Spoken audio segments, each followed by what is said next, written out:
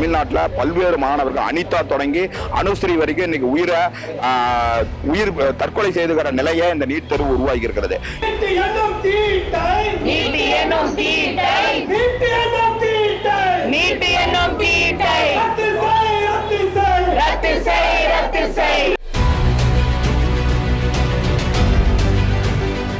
We are here to sit, stay silent and protest. ஓகேங்களா? ஆனால் silent ப்ரொட்டஸ்ட்ன்றதுல தான் அதனால தான் முழக்கமிட வேண்டியதாக இருக்குது. கொஞ்சம் செவிகள் அப்போ தான் சாய்க்கப்படுது. அதுவும் வயலண்ட் இருந்தீங்கன்னா என்ன சொல்கிறதுன்னு எனக்கு தெரியல. துணை ராணுவம் பெண்கள் மீது தாக்குதல் நடத்துறாங்க. அதே மாதிரி ஆர்எஸ்எஸ் கைக்கூலிகளை வச்சு அவங்க யூனிஃபார்மே போடாம அவங்க லத்திகளை கொண்டு தாக்குறாங்க. இது முற்றிலுமாக ஒரு வன்முறையை இவங்க கலப்புறதுதான். ஏன்னா எஜுகேஷன்லாம் முடிச்சுட்டு நீங்கள் உட்காந்துருக்கீங்க பார்லிமெண்ட்டில். இப்போ நாங்கள் படிக்கணும்னு ஆசைப்படுறோம். நாங்கள் படிக்கிற படிப்பு நாங்கள் எதிர்பார்க்குற மாதிரி ஒன்று இருந்தால் நல்லா இருக்கும்னு நாங்கள் நினைக்கிறோம். ஏன்னா மாற்று கருத்து இருந்தால்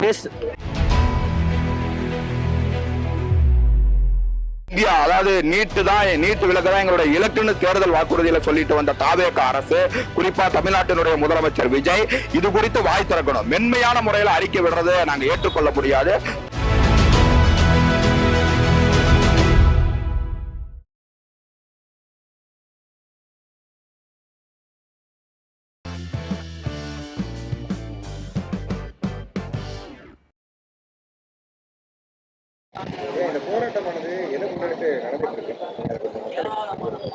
இந்த போராட்டங்கிறது ஒன்றிய அரசு நீட் தேர்வை ரத்து செய்யணுங்கிற முறையில தான் இந்த போராட்டத்தை தொடங்கி இருக்கிறோம்.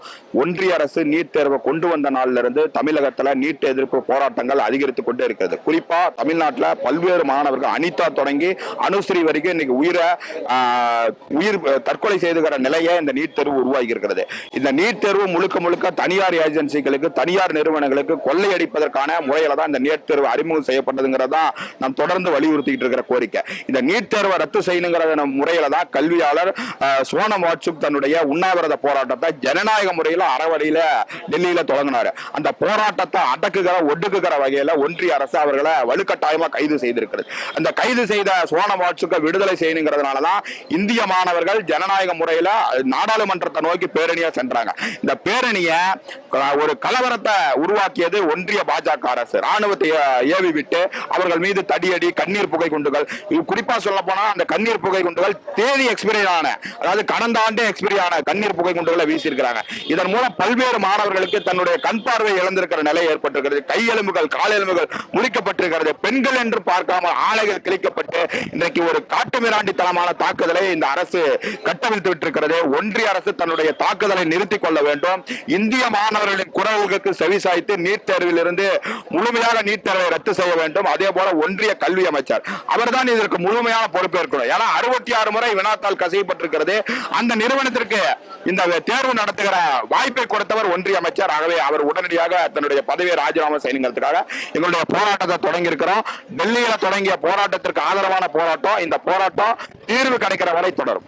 3வது நாளாக நடக்கின்ற ஒரு இன்டெஃபினிட், அதாவது ஸ்லோகன் ப்ரொடெஸ்ட், சிட்-இன் ப்ரொடெஸ்ட் இது.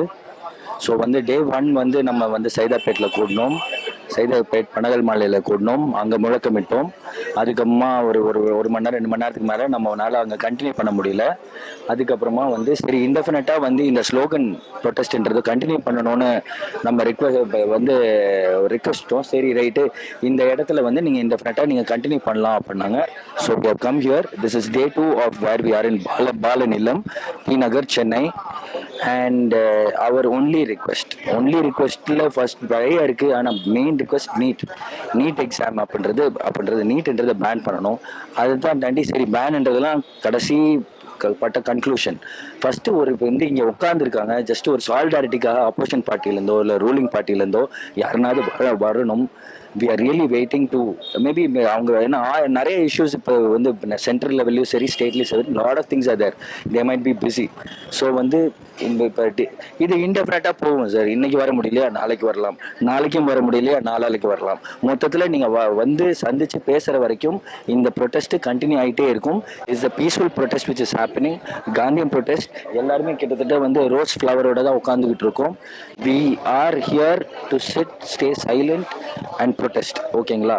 ஆனால் சைலண்ட் ப்ரொட்டஸ்ட்ன்றதுல தான் அதனால தான் முழக்கமிட வேண்டியதாக இருக்குது. கொஞ்சம் செவிகள் அப்போ தான் சாய்க்கப்படுது. அதுவும் வயலண்ட் இருந்தீங்கன்னா என்ன சொல்றதுன்னு எனக்கு தெரியல.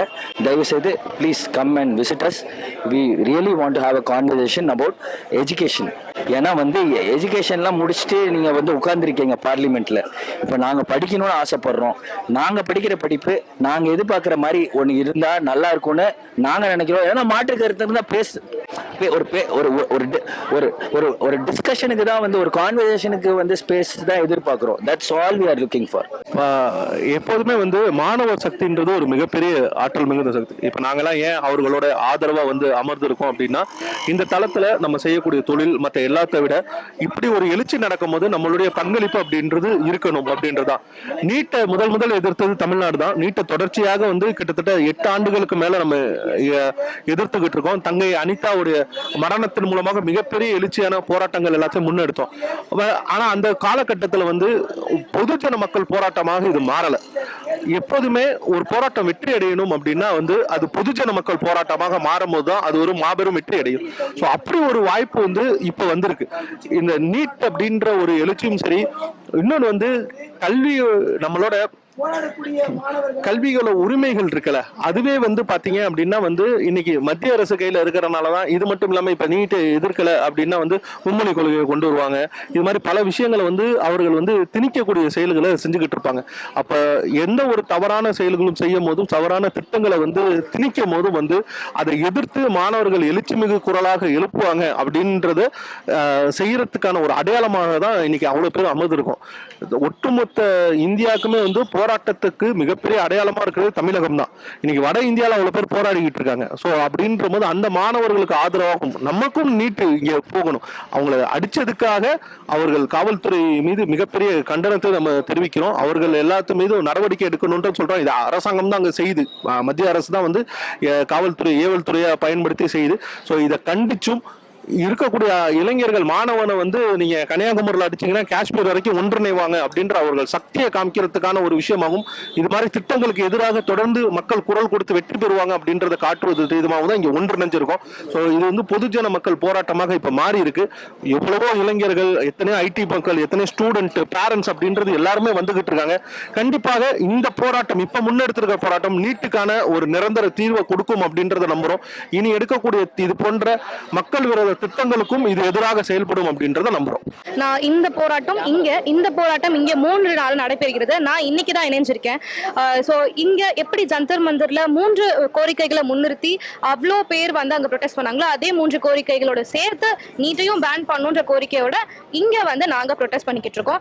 எங்களுக்கு தமிழக இளைஞர்களின் ஆதரவு தேவை. இன்னும் நிறைய இளைஞர்கள் இங்க வரணும், அவங்க இதை பத்தி பேசணும்.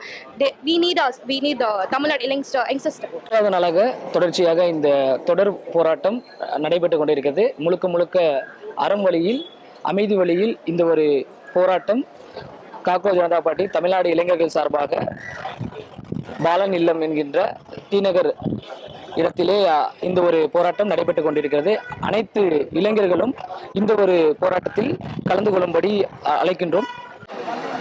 இந்த போராட்டமானது ரொம்ப அரசியல் கொடுக்கப்பட்ட இடத்துல வந்து ஃபாலோ பண்ணி கவர்மெண்ட் வந்து பார்த்தீங்கன்னா வந்து கிட்டத்தட்ட யூஸ் பண்ணுறாங்க. கண்ணை விட்டாங்க, இந்த மாதிரி பல ப்ராப்ளம்ஸ் இதை வந்து மக்கள் மேல வந்து ஒரு சின்ன ஒரு ஈவெண்ட்டும் இல்லாமல் யூஸ் பண்ணியிருக்காங்க. இல்ல நீங்க வந்து அதை மட்டும் தான் பாக்குறீங்க. நீங்க பாருங்க, துணை ராணுவம் வந்து பெண்கள் மீது தாக்குதல் நடத்துறாங்க. அதே மாதிரி வந்து RSS கைக்கூலிகளை வச்சு அவங்க யூனிஃபார்மே போடாம அவங்க வந்து லத்திகளை கொண்டு தாக்குறாங்க. இது வந்து முற்றிலுமாக வந்து ஒரு வன்முறையை வந்து இவங்க கிளப்புறது தான். இப்ப என்ன ஒரு குற்றச்சாட்டு வைக்கிறாங்கன்னு பாத்தீங்கன்னா வந்து காவல்துறை வாகனங்கள் பெரிதும் சேதமடைஞ்சிருக்கு அப்படிங்கிற மாதிரி குற்றம் வைக்கிறாங்க. இது வந்து நம்ம தமிழ்நாட்டுக்கு இது பழசுதான். ஏன்னா ஜல்லிக்கட்டு போராட்டத்தப்ப முடிவது இளைஞர்கள் மேல பழிய சுமத்தணும் அப்படின்றதுக்காக காவல்துறை இளைஞர்கள் தாக்குனாங்க. இப்ப எங்க மீது போடப்பட்ட வழக்குகளே என்ன அப்படின்னா கிட்டத்தட்ட 9 ஆண்டு காலம் வந்து அந்த வழக்குகளை முடிச்சுட்டு இப்பதான் வெளில வந்தோம். எங்க மீது போடப்பட்ட வழக்குகளை காவல்துறையை நாங்க குழப்பம் பார்த்தோம், பொது சொத்தை சேதம் விளைவிச்சோம் அப்படின்றது. இது வந்து அரசாங்கம் பண்ணக்கூடிய ரொம்ப ஈனத்தனமான செயல். அது எல்லா அரசாங்கமும் பண்ணக்கூடிய ஒரு செயலை தான் வந்து இன்னைக்கு மத்திய அரசும் இது பண்ணியிருக்கு. ஸோ இளைஞர்களை வந்து பொதுவாக இந்த தாக்கக்கூடிய ஒரு விஷயங்கள் அப்படின்றது முற்றிலுமாக அருவருக்கத்தக்கது. அதுக்கான கூலி வந்து அவர்களுக்கு கிடைக்கும். அதுக்கான கூலியாக தான் இன்னைக்கு இவ்வளவு இளைஞர்கள் ஒன்றிணைஞ்சிருக்காங்க. அதை அவர்கள் அனுபவிப்பார்கள். இது வந்து ரொம்ப சேடனிங் நியூஸ் தான். ஏன்னா வந்து பல கனவுகளோட வந்து அவங்களோட உரிமை குரல்களுக்காக வந்து ஒரு சைலண்ட் ப்ரொடெஸ்ட் தான் பண்றாங்க. Just march. எதுவும் என்ன சொல்றது இருக்கு, பார்லிமெண்ட்ன்றது யாரு? People's representative. People are student people இல்லையா அப்படின்றது ஒரு கேள்வி வருது. நமக்கு நிறைய கேள்விகள் தான் வருது, பயம்லாம் இல்லை, கேள்விகள் தான் வருது. ஏன்னா நாங்க வந்து ஸ்கூல்ல இருந்தே அடி வாங்கி பழகியாச்சு. அடின்றது நமக்கு புதுசல்ல, ஓகேங்களா? ஆனா நமக்கு சரி, நம்மளோட கவர்மெண்ட் ரெப்ரசன்டேட்டிவ்ன்றாங்க, வந்து போலீஸ் பாதுகாவலன்றாங்க, நீங்கள்லாம் எங்களுக்கு தான் இருக்கேன்றீங்க. ஆனா வந்து வார்த்தையும் செயல்பாடும் முரணா இருக்கே. இந்த முரணுக்குள்ளார எப்படி செயல்படுறதுன்னு எங்களுக்கு தெரியல. அதனாலதான் சரி அமைதியா உட்காந்துடலாம், ஒரு டிஸ்கஷனுக்காக வருவோம்ல. உங்ககிட்ட வந்து டிஸ்கஷன் போனாதான் வந்து சரி ரைட்டு, ஏதோ தெரியல, எப்படி எங்களை பார்த்தா எப்படி தெரியுதுன்றதே தெரியல. அதனால கொஞ்சம் புரிஞ்சுக்கலான்றதுக்காக தான் உட்காந்துருக்கு. குறிப்பாக நீங்கள் நிறைய வீடியோஸில் பார்த்தீங்கன்னா பரவலான ஒரு சமூக வலைத்தளங்களில் பரவி வந்த வீடியோவில் காவல்துறையே வந்து வாகனத்தை வந்து அவர்களே வந்து உடைக்கக்கூடிய ஒரு காட்சியை வந்து பார்த்துருப்பீங்க. அதே போல் சில இராணுவ காவலர்கள் வந்து பேட்ச் இல்லாமல் வந்து இருக்கக்கூடிய ஒரு புகைப்படங்கள் வீடியோவை வந்து நம்ம பார்த்துருப்பீங்க. அண்ட் அந்த லத்தியில் வந்து பார்த்தீங்கன்னா ஆணி அந்த நெயிலில் வந்து பின் பண்ணி அதெல்லாம் வந்து வச்சுருக்காங்க. இந்த ஒரு விஷயங்கள் வந்து பார்த்தீங்கன்னா இதை பற்றி எல்லாருமே வந்து ஒரு கேள்வி கேட்கணும்.